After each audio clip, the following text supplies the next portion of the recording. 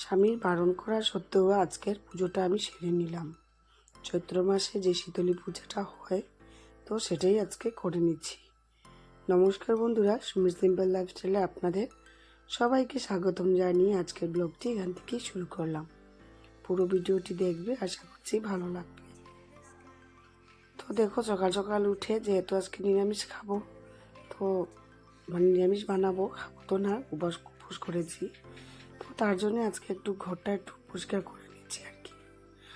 আর একদমই কথা বলতে পারছি না বন্ধুরা। যদি আমার এইভাবে গলা ভাঙাটা কাশি না কমে, তো আমি আগামী 2-3 দিন আমি ভিডিও দিতে পারবো না, যদি এইভাবেই আমার শরীরের অবস্থাটা থাকে আর কি। তো ভীষণ কষ্ট করেই আজকের এই বয়সটা আমি দিচ্ছি, ক্ষতি হয়ে যাচ্ছে, একদম ব্রিজ ডাউন হয়ে গেছে।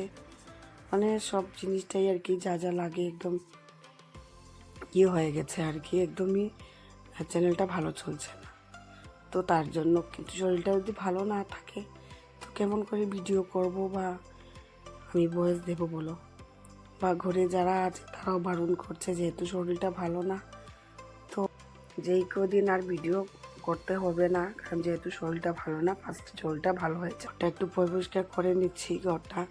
তো রাত্রিবেলায় কিন্তু আমি অনেকটা বাসন সব কিছু আর কি পরিষ্কার পরিচ্ছন্ন করে রেখেছিলাম। তো যে বোতলগুলো খালি হয়েছিল, তো সেইগুলোই কিন্তু ভরে নিয়েছি। আর দেখতে পারলে যে একটা সিলিন্ডার ধুয়েছি, তো এক জায়গায় ওটা থাকতে থাকতে আর কি একদম নোংরা বসে গিয়েছিল। তো সেটাও একটু মুছে নিয়ে পরিষ্কার করে দিলাম, আর একটু জলটা ঢেলে দিয়ে, আর ওই জায়গাটাও পরিষ্কার করে সিলিন্ডারটা আবার জায়গার মতোই রেখে দিয়েছি। তো ওই যে আবার ওই একটা মাসের মতো থাকতে লাগবে একটা জায়গায়। তো যাই হোক, আমি এগুলি কাজকর্ম সব গুছিয়ে নিয়ে এবারে ঘরটাও কিন্তু মুছে নিচ্ছি। আর যেহেতু সিলিন্ডারটা ঘরে ধুয়েছিলাম, তো অনেকটা জল আর কি আগে থেকে পড়ে গিয়েছে। তারপর সার্ফ একটু ফেনাইল ঢেলে নিয়ে তারপর ঘরটা ভালো করে মুছে নিচ্ছি। তো ঘরটা মুছে নেওয়ার পর কিন্তু আমার রান্নাঘরের কাজটা কমপ্লিট হয়ে যাবে। তো আজকে বেশি কিছু তোমাদের সঙ্গে শেয়ার করতে আমি পারবো না, যেহেতু আজকে পুজোতে যাবো আর কি। আমরা অনেকজন মহিলা একসঙ্গে মিলে আর কি এই পুজোটা করে নিচ্ছি। তো এই যে চৈত্র মাসের শনিবার বা মঙ্গলবার যেই এই শীতলী পুজোটা হয়ে যায়, তো গত বছরও কিন্তু আমি করতে পারিনি। এই যে আমার ভাইয়ের ছেলের বর্ত ছিল ওই দিনটাতে, তো তার জন্য কিন্তু আমি করতে পারিনি।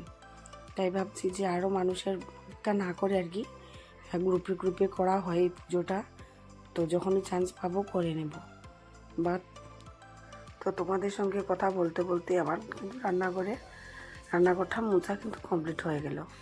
এই যে এইভাবে লাঠি লুঠি দিয়ে মোছার থেকে ভালো ওই যে হাত দিয়ে মোছাটা পরিষ্কারও হয়। তো আগে মা কাকিরা সবসময় কিন্তু এভাবেই ঘর মুছতো, তার তো একটা বিশেষ একটা কারণ থাকবে না। তো এখন ভালো করেই বুঝতে পারছি তো তার কি কারণ। তো দেখো, যেহেতু শরীরটা ভালো না, তো আজকে কিন্তু মাই উঠোনটা ঝাড়ু দিয়ে দিচ্ছে আর কি। বলছিল যে আর উঠোনটা আজকে তোমার ঝাড়টা দিতে লাগবে না। তো তার জন্য কিন্তু আমি যে আমার ঘরেরও কাজটা সেরে নিলাম, আর এসে ঠাকুর দিয়ে দিলাম। তো এবারে শঙ্করধ্বনি দেওয়ার পর কিন্তু আমার ঠাকুর দেওয়া কমপ্লিট হয়ে যাবে।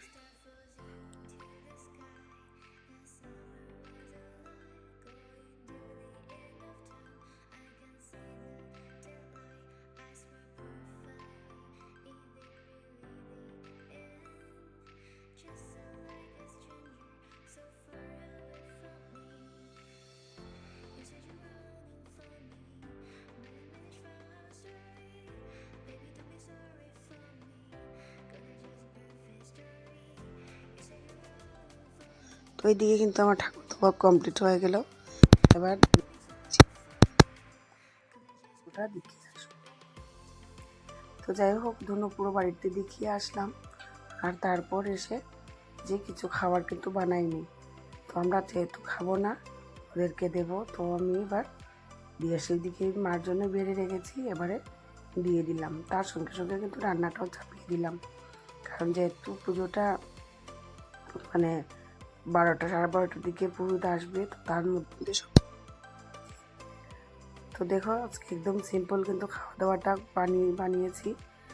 এই যে ডাল করেছি, আলু ভাজি আর ভাত, আর কিছু কিন্তু করিনি। সঙ্গে আচার আছে, আর মাকে বলেছিলাম যদি মা করে পারে আর কি একটু পাঁপড় ভেজে দিতে। তো যাই হোক, আমি সব কাজকর্ম করে আবার কিন্তু গাটা একটু ধুয়ে নিয়েছি।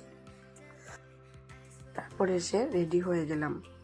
তো সামান্য একটু ক্রিম মেখে দিয়ে মুখে, আর এই যে সিঁদুর একটু ফুটো বা সেগুলি দিয়ে কিন্তু আমার সাজুগুজু কমপ্লিট হয়ে গেল। আর মেয়েও রেডি হয়ে যাচ্ছে, যেহেতু দোকানে যাবে আর কি। তো দেখো, গলাতে কিন্তু কোনো কিছু লাগাইনি। পরে আমি ভিডিওতে দেখছি যে গলার মধ্যে একটু কিছু কিন্তু আমি লাগাইনি, ওই দিনে আমি সব কিছু খুলে রেখে দিয়েছিলাম। তো যাই হোক, আমি এবার একটা গলা লাগিয়ে তারপর বেরিয়ে পড়লাম। তো সঙ্গে দেখো কিছুটা এক্সট্রা করে কোনো বাটা দেবো না, কারণ চাঁদা উঠিয়ে কিন্তু এই পুজোটা হয়।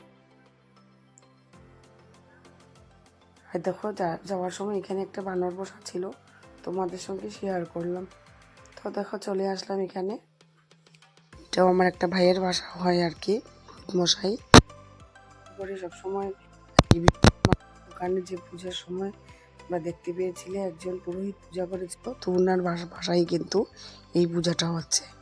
তো ওনার বাসায় কিন্তু এই শীতলী পূজাটা উনি করছেন না, অন্য আরেকজন আচার্য পুরোহিত দিয়ে কিন্তু করানো হচ্ছে। তো বন্ধুরা, আজকের মতো এই পর্যন্তই। দেখা হবে নেক্সট আরেকটি ভিডিওতে। ততক্ষণ সবাই ভালো থাকবেন, সুস্থ থাকবেন।